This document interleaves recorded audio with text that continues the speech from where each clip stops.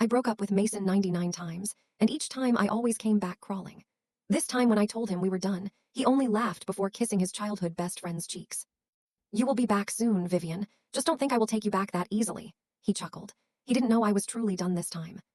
I had been obsessed with Mason Blackwood since we were in high school, and everyone thought I was a love-sick puppy for him, and each time he always chose his childhood best friend over me.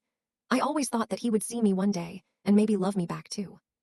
The 100th time felt different. In physics, there is a concept called metal fatigue, the weakening of a material caused by repeatedly applied loads. It is the progressive and localized structural damage that occurs when a material is subjected to cyclic loading. For 3 years, Mason Blackwood had been my cyclic load. He had bent me, stretched me, and pressed me until the microscopic cracks in my soul finally met in the middle. I didn't shatter, I simply snapped. As I stood in the center of his sprawling, minimalist penthouse, the air felt thin. Mason was leaning against the marble kitchen island, his fingers tracing the rim of a crystal tumbler. Brooke, his best friend since they were in diapers, was tucked under his arm as if she were a permanent fixture of his anatomy. "I'm done, Mason," I said. My voice was quiet, devoid of the usual high-pitched desperation that usually accompanied my threats. "I've packed my things. I'm not coming back." Mason didn't even stop swiveling his drink. He looked at Brooke, a smirk playing on his lips, and then leaned down to press a lingering, affectionate kiss on her cheek. It wasn't a kiss of passion, it was a kiss of ownership, a reminder to me that she was the constant and I was the variable. "You'll be back soon, Vivian," he chuckled, the sound vibrating with a condescending warmth that used to make me melt, but now only made me sick. "Just don't think I'll take you back that easily. You've been a bit of a bore lately. Maybe a night in some dingy motel will remind you where you belong." Brooke looked at me then. Her eyes were wide, brimming with a performative sympathy that she had perfected over a decade. "Vive, honey, don't be like that. You know how Mason gets when he's stressed. He doesn't mean it. Why don't you just go lie down? I'll make us all some tea." To the world, Brooke was a saint. She was the sweet, fragile girl next door who stayed by Mason's side through his difficult phases. But I had seen the flicker in her eyes when Mason ignored my calls. I had felt the coldness of her smile when she accidentally reminded me of the private memories they shared, memories I would never be a part of. She didn't want Mason for herself, not really. She wanted to be the reason no one else could have him. "Keep the tea, Brooke," I said, my voice gaining a terrifying steadiness. "And keep the man. I think you've earned the prize of being the second choice for the rest of your life." I walked out. The elevator ride down was the longest 30 seconds of my life. I expected the panic to set in. I expected my legs to give out and for me to run back upstairs, sobbing, apologizing for my hormones or my insecurity. But as I hit the lobby and the humid city air slapped my face, I felt light. I had been a lovesick puppy for Mason Blackwood since high school.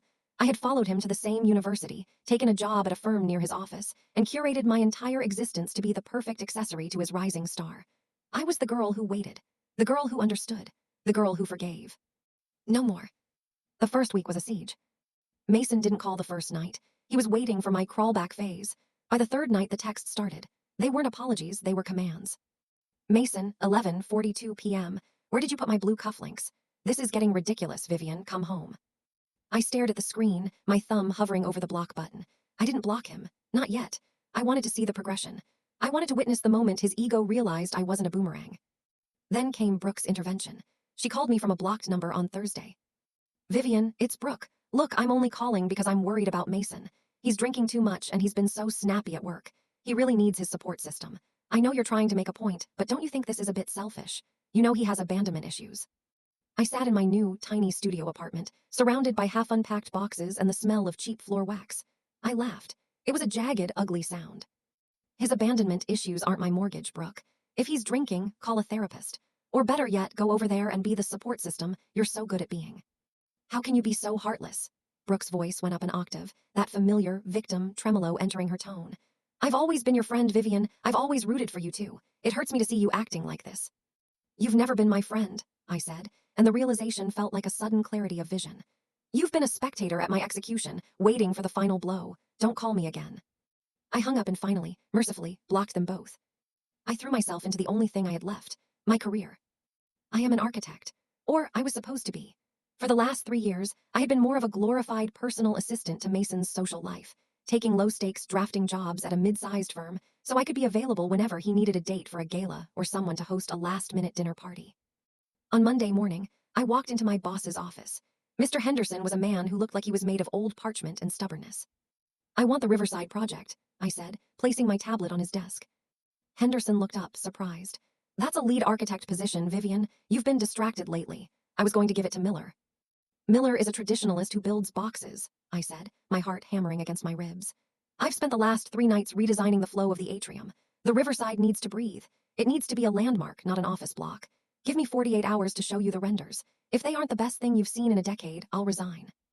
Henderson studied me for a long moment. He saw the dark circles under my eyes, but he also saw the fire that had been extinguished for far too long. 48 hours, he grumbled. And Vivian, welcome back. For the next 2 days, I existed on black coffee and sheer spite. Spite is a wonderful fuel. It's cleaner than sadness and more sustainable than hope. I drew until my fingers cramped.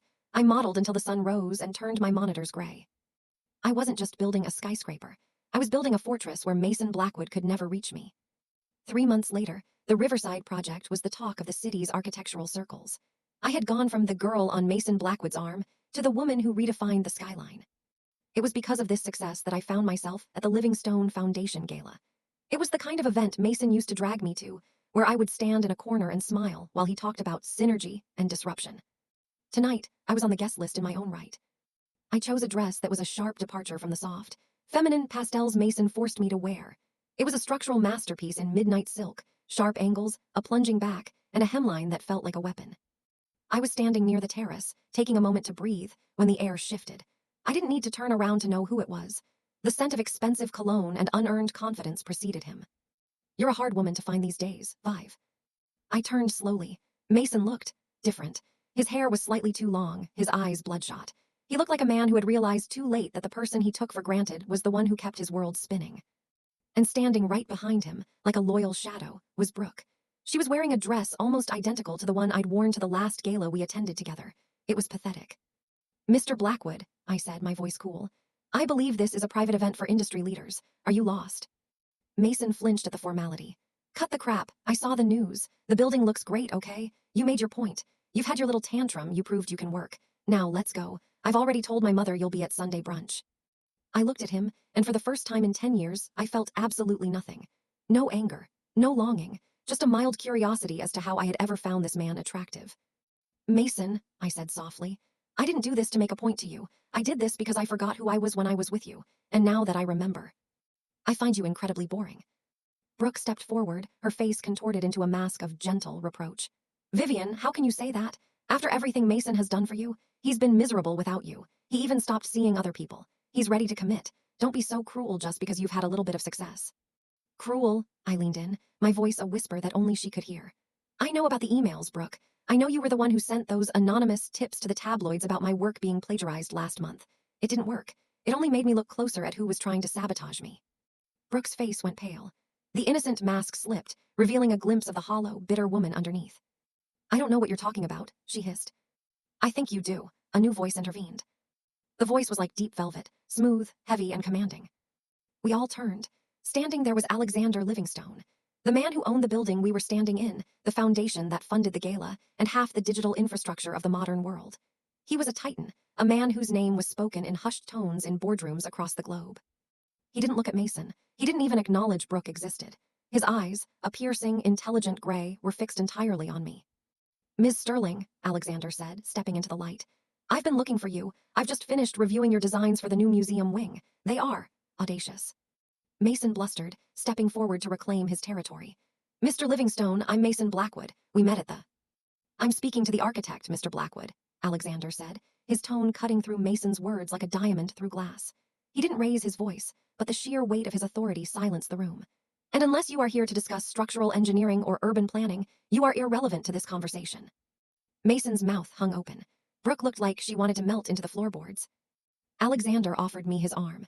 It was a simple gesture, but in the context of the room, it was an endorsement of the highest order. I believe there's a quiet table on the balcony where we can discuss your future, Alexander said, his eyes searching mine. That is, if you're finished with your acquaintances. I looked at Mason one last time. He looked small. For the first time in my life, he looked completely and utterly insignificant. I'm finished, I said, and I meant it for the 100th and final time. I took Alexander Livingstone's arm and walked away. I didn't look back to see Brooke's tears or Mason's rage. I was too busy looking forward to the empire I was about to build. Working for Alexander Livingstone was like learning a new language, one where words were secondary to actions, and where competence was the only currency that mattered. In the weeks following the gala, my life transformed into a blur of blueprints, site visits, and late-night strategy sessions. Alexander's office was a cathedral of glass and steel perched at the top of the Livingstone Tower. It was intimidating, yes, but for the first time in my life, the person across the desk wasn't looking at my face to see if I was pretty enough for a dinner party. He was looking at my hands to see the precision of my lines. "This cantilever is ambitious, Vivian," Alexander said one Tuesday evening. We were hunched over a 3D model of the new Livingstone Cultural Center. "Some would say it's structurally risky." "It's not risky if the tension is balanced correctly," I replied, pointing to the reinforced core. "It's only a risk if you don't trust the foundation." Alexander looked up. His gaze was heavy, the kind of look that made you feel like he was reading the fine print of your soul. True in architecture, true in life. He didn't elaborate. He never did. He was a man of profound silences. But in those silences, I found a weird kind of peace. With Mason, silence was a weapon, a prelude to an argument or a cold shoulder designed to make me beg for attention. With Alexander, silence was a space he gave me to fill with my own thoughts. But the past is a ghost that refuses to stay buried, especially when it has an ego as large as Mason Blackwood. I was leaving a site inspection in the historic district, my hard hat still in hand, when a familiar silver sports car screeched to a halt at the curb. Mason stepped out, looking rumpled in a way that suggested he'd been drinking before lunch. "Vivian, wait." I didn't stop. I walked toward my car, my pulse spiked not with fear but with an intense, burning annoyance. "I'm working, Mason, go home." He caught my arm, his grip a little too tight. "You've been ignoring my calls for a month. My mother is asking about you. The club is asking about you. Do you have any idea how embarrassing this is for me?" I stopped and looked at his hand on my arm. Then I looked him in the eye. "Your embarrassment is the least interesting thing in my life right now. Let go." "Is it that guy?" Mason sneered, his face contorting. "Livingstone, is that what this is? You think because he bought you a drink and looked at your little drawings that you're suddenly in his league? He's a shark, Vive. He'll use you to get a discount on a building and then toss you aside. I'm the one who actually knows you. I'm the one who's been there for you for 10 years. "You weren't there for me, Mason," I said, my voice dropping to a dangerous low. "You were just there, usually with Brooke, usually making me feel like I was a burden for needing an ounce of your affection. You didn't know me. You just knew the version of me that said yes to everything you wanted." "You'll come back," he hissed, his voice cracking with a desperate sort of certainty. "You always do. This is just your longest break yet. You're at 99, Vivian. You don't have a 101. "I hit 100 at the penthouse," I said, wrenching my arm away. "The count is over. The game is finished." As I drove away, I saw him in the rearview mirror, standing in the middle of the street, looking small against the backdrop of the city I was helping to rebuild. If Mason was the hammer, Brooke was the poison. A few days later, a blind item appeared in a prominent city social blog. It didn't name names, but the description was unmistakable. "Which rising architect is trading blueprints for bedsheets with a certain tech titan? It seems this former wallflower has found a very expensive way to fast-track her career, leaving her heartbroken childhood sweetheart in the dust." I sat in the break room, my phone trembling in my hand. I knew the source. The phrasing, "heartbroken childhood sweetheart," bore Brooke's fingerprints all over it. She was the only one who still insisted on framing Mason as the victim. The office whispers started almost immediately. I could feel the eyes of my colleagues on my back. I was no longer the talented designer who pulled all-nighters. I was the girl who had slept her way to a lead project. The final blow came at the Women in Design luncheon that Thursday. I was invited as a guest speaker, a huge milestone. But as I walked into the ballroom, Brooke was there, standing in a circle of influential socialites. She saw me, and her face immediately fell into that practiced, tragic pout. "Oh, Vivian," she said, loud enough for the surrounding tables to hear. She hurried over, her eyes wet with fake tears. "I'm so glad you're here. I've been trying to tell everyone that the rumors aren't true. I told them you would never use a man like Mr. Livingstone just to get ahead. I know you're better than that, even if Mason is absolutely devastated by what people are saying." The room went silent. Every woman in that room, mentors, peers, potential clients, was now staring at me. "Brooke," I said, my voice tight, "this isn't the place." I know. Brooke grabbed my hands, her voice trembling with a fragility that made my skin crawl. "I just hate that your reputation is being ruined. I told Mason that he should come out and defend you, but he's just so hurt. He really thought you were the one, to see you move on so, strategically. It's just been hard for all of us who love you." She was doing it. She was painting me as a cold-blooded social climber while she played the loyal, grieving friend. If I got angry, I looked guilty. If I stayed silent, I looked ashamed. "I don't need defense, Brooke," I said, pulling my hands away. "And I certainly don't need it from a man who couldn't even defend his own relationship when it mattered. My work speaks for itself. If you spent as much time on a career as you do on other people's business, perhaps you wouldn't have to live vicariously through Mason's drama." I turned to walk toward the podium, but the damage was done. The air in the room had turned cold. My speech was met with polite, perfunctory applause. The climbing narrative was stickier than the truth. That evening, I was back at my drafting table at Livingstone Tower, the lights of the city twinkling mockingly below. I felt defeated. I had chosen myself. I had worked harder than I ever had, and yet a few whispers from a bitter woman were threatening to dismantle it all. The door to the office opened. Alexander walked in.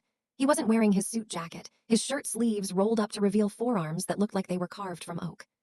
"You're still here," he said. "Just finishing some revisions," I lied, wiping a stray tear before he could see it. He walked over and leaned against my desk. He didn't say anything for a long time. Then, he reached out and closed my laptop. "The blog post was taken down an hour ago," he said quietly. "The servers that hosted it encountered some technical difficulties, and the socialite who was spreading the story at the luncheon, her husband's firm just lost a very lucrative contract with Livingstone Group." I looked up at him, stunned. "Alexander, you didn't have to." "I don't like it when people touch my things, Vivian," he said. His voice was calm, but there was an edge to it that sent a shiver down my spine. "I'm not a thing," I whispered. "No," he said, his gaze intensifying. "You are the lead architect of my most important project. You are a woman of immense talent and even more immense courage, and you are someone I have come to care for very deeply. That makes you under my protection." He reached out, his thumb grazing my jawline. It was the first time he had touched me like that. It wasn't the frantic, possessive touch of Mason. It was steady. It was a promise. "Brooke thinks her innocence is her shield," Alexander continued. "She thinks that because she doesn't raise her voice, she isn't a villain. But I've dealt with her kind before. They are the most dangerous because they hide in the shadows. I prefer to bring things into the light." "What are you going to do?" "I'm not going to do anything," Alexander said, a slow, predatory smile spreading across his face. "You are. Tomorrow is the groundbreaking ceremony for the cultural center. The press will be there. Mason and Brooke will undoubtedly find a way to be there. You're going to show them exactly what you've built without them." The groundbreaking ceremony was a spectacle. The elite of the city were gathered under a white canopy, the construction cranes looming like prehistoric birds in the background. I stood backstage, my heart racing. I was wearing a suit of pure, blinding white. As I looked through the curtain, I saw them. Mason and Brooke were standing near the front row. Brooke was wearing a floral dress that looked like it belonged at a Sunday school picnic, her arm looped through Mason's. They looked like the perfect couple, the wronged man and his faithful friend. Mason was scanning the crowd, probably looking for me, his face a mask of arrogant expectation. He still thought this was part of the 99-time cycle. He thought I'd see him and crumble. "Are you ready?" Alexander was standing behind me. He looked magnificent in a dark navy suit, the power radiating off him in waves. "Yes," I said. "Then go out there and take what's yours." I stepped onto the stage. The flashbulbs were blinding. I walked to the podium, my heels clicking with a finality that echoed through the speakers. 3 months ago, I began, my voice clear and unwavering, I was told that my foundation was weak. I was told that I couldn't stand on my own. But as an architect, I know that the most beautiful structures are often the ones that have been tested by the greatest pressures. I looked directly at Mason. His smirk flickered and died. I looked at Brooke. Her eyes narrowed, the innocent mask starting to crack. "This building is a testament to resilience," I continued. "It's a testament to the fact that you don't need someone else's light to shine. You just need the courage to burn on your own." The applause was thunderous. As I stepped down, Alexander met me at the bottom of the stairs. He didn't care about the cameras. He didn't care about the whispers. He took my hand and kissed my knuckles, his eyes never leaving mine. In the crowd, I saw Mason take a step toward us, his face purple with rage. But he was stopped by two of Alexander's security guards, men who looked like they were made of granite.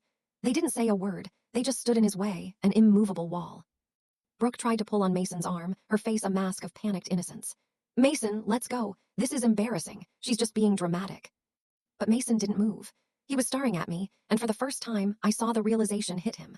The look in his eyes wasn't anger anymore. It was the realization that he had lost the only thing that had ever made him look good. He had lost the woman who had loved him through his worst, and in doing so, he had become nothing. "Vivian," he yelled, his voice cracking. "Vivian, wait." I didn't wait. I didn't even flinch. I walked toward the car with Alexander, the man who didn't need me to crawl, because he was perfectly happy to walk beside me. "Where to now?" Alexander asked as the driver opened the door. "To the office," I said, a smile finally touching my lips. "We have a city to build." The groundbreaking ceremony wasn't the end. It was the declaration of war. In the weeks that followed, the atmosphere in my life shifted from a quiet rebuilding to a high-stakes siege. I was no longer the scorned ex or the rising star. I was a threat. To Mason, I was a threat to his ego. To Brooke, I was a threat to the very foundation of the lie she had spent a lifetime constructing. Success, I quickly learned, is a spotlight that attracts as many predators as it does admirers. I was sitting in my office at Livingstone Tower, a space that felt more like home than any apartment I'd ever shared with Mason, when the first tremor hit. It came in the form of a legal summons. A local boutique architectural firm, one I had briefly consulted for during my puppy dog years with Mason, was suing me for intellectual property theft. They claimed the core design of the Livingstone Cultural Center, the very cantilever that had made me famous, was a derivative of an unfinished project I'd seen in their files years ago. It was a lie, of course, but it was a calculated one. The boutique firm was owned by Brooke's cousin. They aren't looking to win a court case, Vivian, Alexander said, leaning against my desk as I stared at the papers. He didn't look worried. He looked amused in a dark, predatory way. They're looking to stall the project. If the cultural center is tied up in litigation, the investors get nervous. The Livingstone Group looks like it backed a fraud. And you become radioactive. I looked at the signature on the bottom of the summons. Brooke thinks she's being clever. She's using her family to do the dirty work while she stays innocently in the background, probably comforting Mason while he tells everyone how disappointed he is in my lack of ethics. Let her think she's winning, Alexander said, his hand coming to rest on my shoulder. His touch was warm, a grounding force in the storm. In the meantime, I've had my team look into the finances of that boutique firm. It turns out they've been padding their books for years. It would be a shame if the IRS got an anonymous tip while they were busy suing my lead architect. Alexander, I said, looking up at him, you don't have to fight my battles. I'm not fighting your battles, Vivian. I'm protecting my investment. And you, he said, his voice dropping to a low, intimate vibration, are the most valuable investment I've ever made. Not because of the buildings you design, but because of the woman you are when you think no one is watching. The sabotage didn't stop at the legal system. A week later, a video went viral. It was leaked from a security camera in a high-end restaurant where Mason and I used to eat. The footage was edited to look like I was screaming at him, throwing a drink, while he sat there looking dejected and heartbroken. The caption read, "The real Vivian Sterling, the architect of the year, or a toxic gold digger who broke the heart of the man who built her." The comments were a cesspool. I always knew she looked cold. Brooke was right, she really did use him. Poor Mason, he looked so lost. I spent that night in my apartment, the lights off, watching the numbers on the video climb. My phone was blowing up with messages from friends who had ignored me for months, now asking for the tea.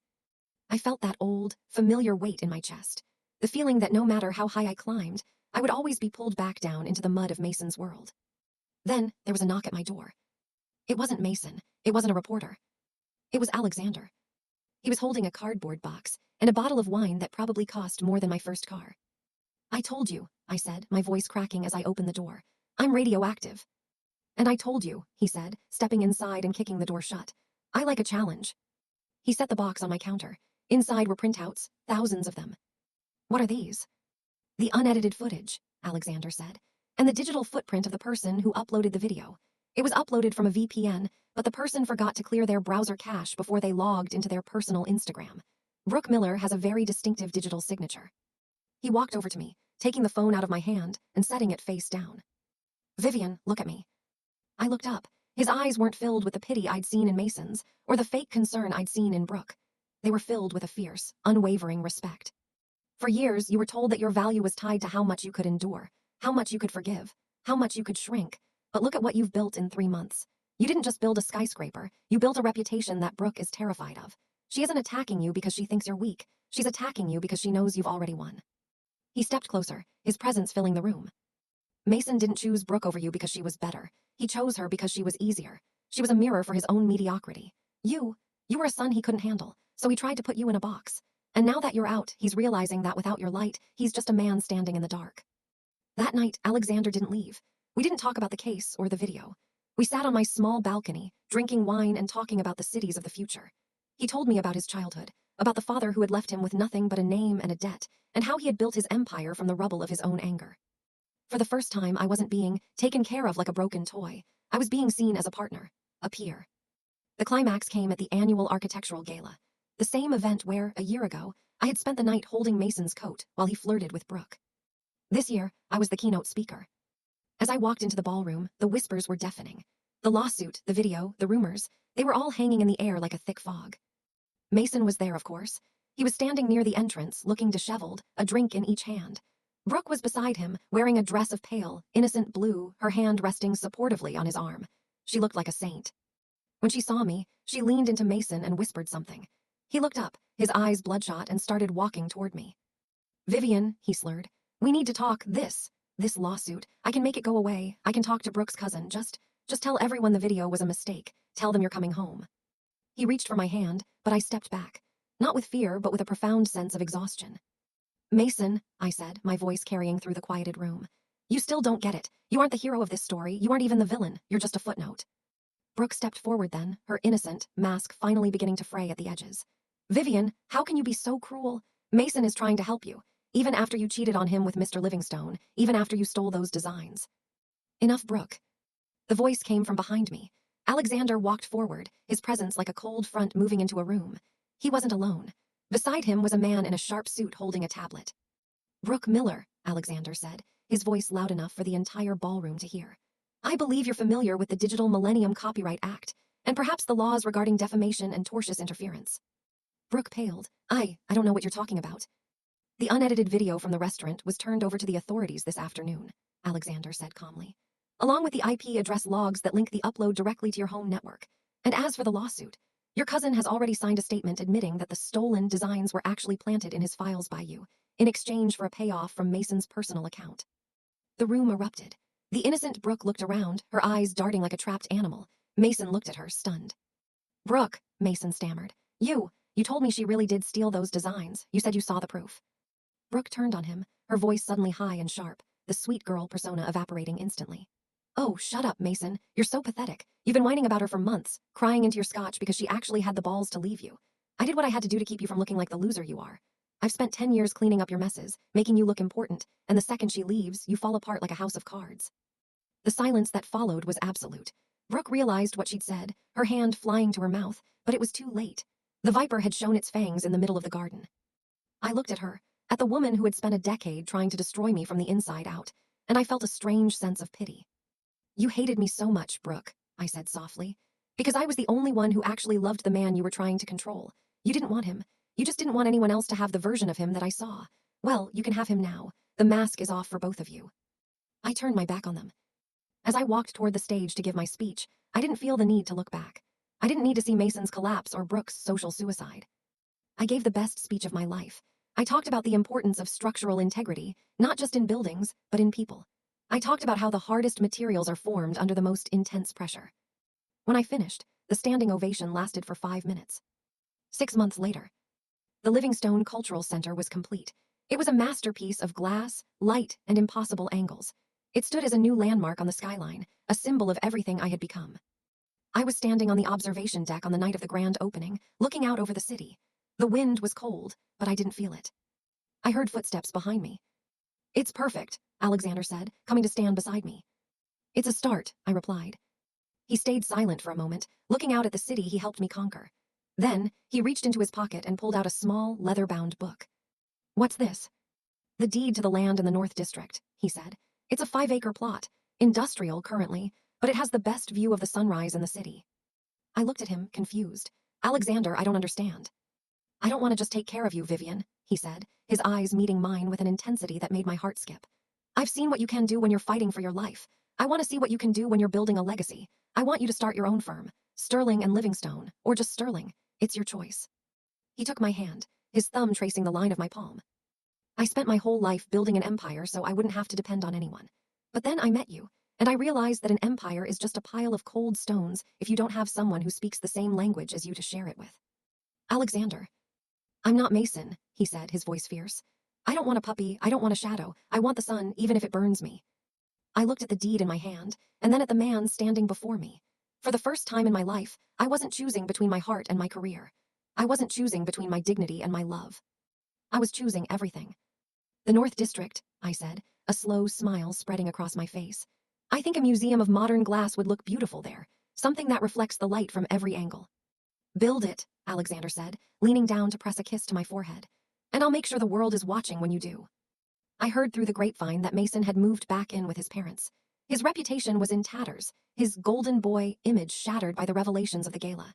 He had lost his job at his father's firm, and word was he was still drinking, still waiting for a phone call that would never come. Brooke had moved to another state, her name a punchline in the city's social circles. The innocent girl had been unmasked, and in a world built on image, there was no coming back from that. As for me, I didn't break 99 times. I broke once.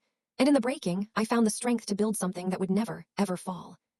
I am Vivian Sterling. I am an architect. I am a partner. And for the first time in my life, I am exactly where I belong. The 100th time wasn't a breakup. It was a beginning.